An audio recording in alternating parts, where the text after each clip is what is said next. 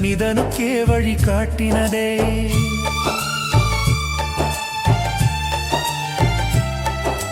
ஆயுதமின்றி அமர்ந்திருந்தாய், அகந்தையை வென்ற அடையாளமாய். கையில் இல்லை வாழ் எதுவும், கண்களில் மட்டும் கருணை தீபமா.